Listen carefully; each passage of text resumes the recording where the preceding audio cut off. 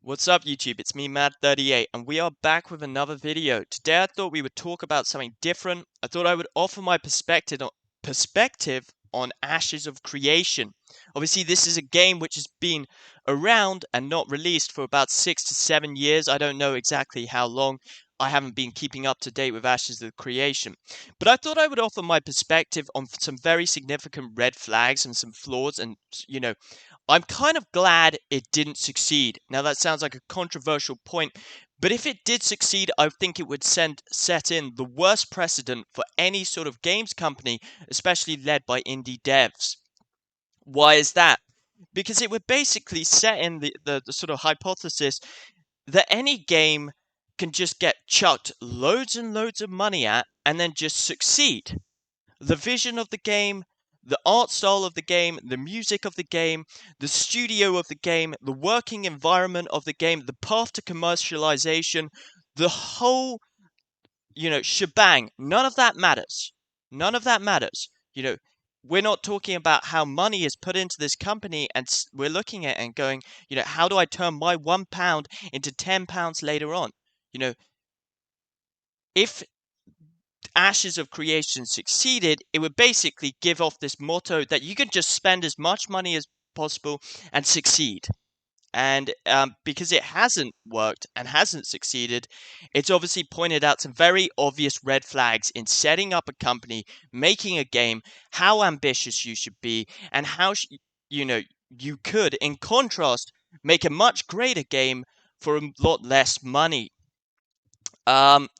So that's what we're going to talk about today. Obviously, a lot of people feel very emotive towards this. They put money in. But to that, you put money into something without significant due diligence. And that is on you. And obviously, I have sympathy towards people who have done that. But if you just believe the hype train 24/7, believe what YouTubers say, this is going to be the WoW killer, this is going to destroy all MMOs, this is going to be the greatest game ever, then you're sort of your own worst enemy if you believe that sort of thing. And you shouldn't. You should always approach any sort of investment, any sort of donating money towards something with a very analytical and critical lens, because there is risk involved. And if it goes badly, well, Ashes of Creation can basically take your money and release the game as a beta, and then it goes nowhere. So one of the main issues from Ashes of Creation I immediately saw when it launched, or not launched, that's a massive thing. Again, this is like 7 years in development of not launching. Crazy, crazy things. Crazy things. First and foremost, when I first heard about this game, you saw all these YouTubers, they were hyping it up and they were going, this is going to have like persistent cities, this is going to be the greatest MMO, this, and that. And it sounded unbelievably ambitious. And that, to me, is a massive red flag. Any sort of company, successful companies, they all start out with one golden rule, and that is simplicity. You look at something like RuneScape, okay? RuneScape was released looking like, dare I say, a massive piece of shit, but it has become the titan, the second largest MMO probably, or third largest in the whole of the MMO genre. And that game literally started from someone's bedroom. So the foundations of a game are essential. And you see this in companies, in even guilds and stuff like World of Warcraft. If you get all of this traction, like 50 people join this one RP guild at once in the week one, the likelihood of that guild sustaining itself is going to be very, very low. Because growth happens in incremental phases. It doesn't happen all at once. And simplicity is a massive, massive thing. If you launch feature dense with a product and it has everything on earth, but none of those features work properly, so I'm just going to have a cup of tea. You're effectively releasing a skeletal shell. Point and example, Pirate Software. I'm not going to use this as a chance to say, oh my god, I don't like this guy or whatever. That's not the point. Why am I raising it? This guy, again, followed the same thing as Ashes of Creation with his game Heartbound. He was talking about making it the most complex game ever. 360 different options or 360 million different options of levels. I don't know. I don't care. But what he's obviously done with his game is he's realized that he's given such a high expectation of all these choices and set these unbelievable standards of perfection to himself where he feels like he has to do this. He can't just cut things and simplify. You look at things like SpaceX. Okay, I know this is a massive detour. What did they do? Well, they cut things out and they simplified to save money. These things are relative. Ashes of Creation, Pirate Software. He's creating a ridiculously complex game when he could make it much simpler and release in incremental stages, hire more devs after releasing successful games. He hasn't done that. People are memeing on his game and review bombing it.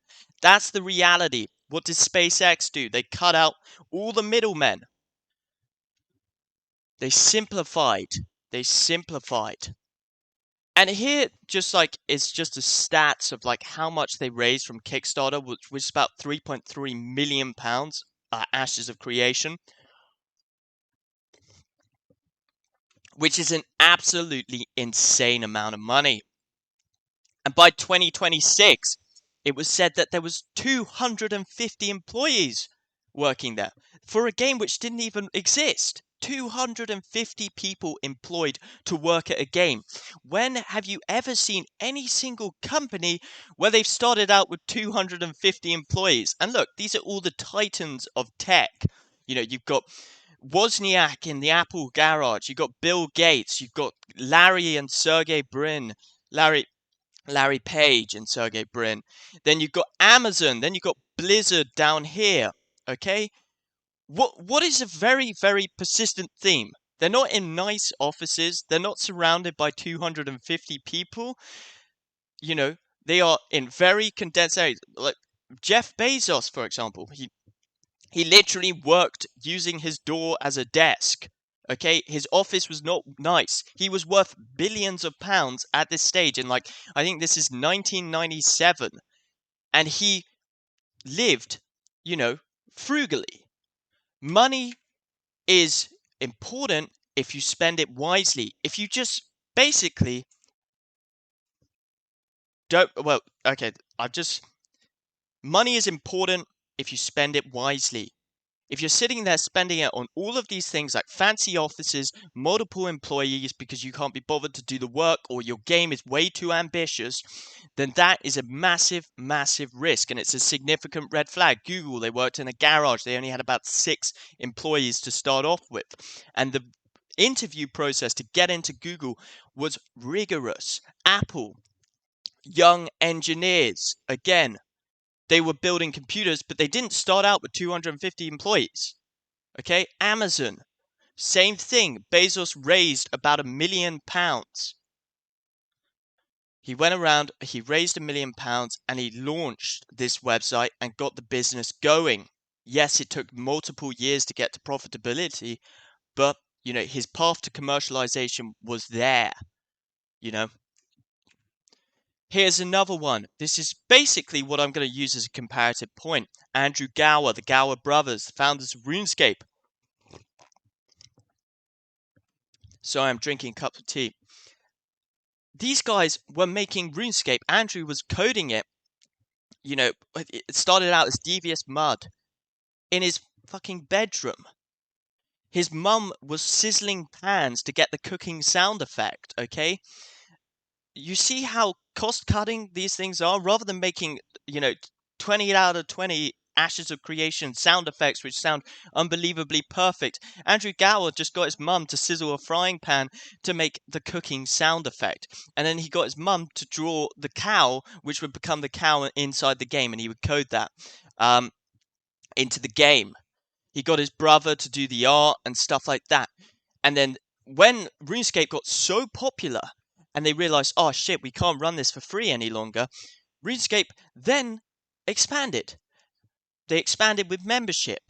Then they expanded to an office because the game was growing at so high, at such rates, they didn't even have time to set up the office and fill it with employees. And people literally came to do interviews at Jagex HQ with, sitting on bins or something, and Andrew Gow or the Gower brothers were interviewing people. It's absolutely crazy, but it goes to show frugality builds great products. If you sit there and just all about comfort, like in my opinion, Ashes of Creation points towards a lot, because what is this? This is the office of Intrepid Studios. Look at this space. This is for a game which hasn't even released yet. It's got 250 employees with like 30 monitors each.